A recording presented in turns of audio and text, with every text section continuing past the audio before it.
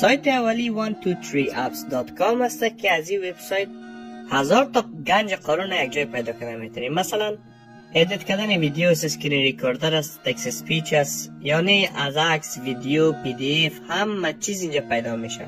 ما کمیال شروع کنم تا صبح شمار کنم برام خلاص نمیشه امکانات از این وبسایت.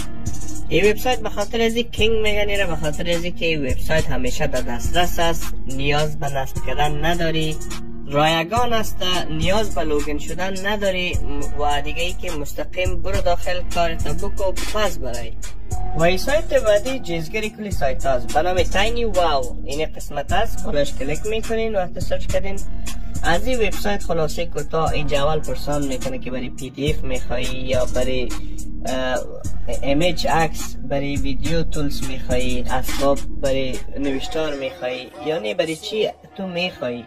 خدا کنه که سریکش بزنی. من سری ایمیج تول زدم، اینال دیگه از دست اسباب و امکانات ازی خلاص نمیشی. میگه کدام بخش میخوایی، عکس تا تکس اضافه میکنی، بگراندش پاک میکنی، پینجره به جی پی جی تبدیل میکنی، خلاصی کتا همه چیز داره اینا. این دو وبسایت امکان نداره به درد کس نخوره، حتما این ذخیره بکا که جان. این ویدیو رو تا اینجا دیده آمدی، زحمت ما رو دیدی، اینا رو لکه دیگه فالو هم میکنی، خانه تابات خدا خیر بده، دیگه فالو هم نمیکنی خدا خیر بده دیگه پی نداره.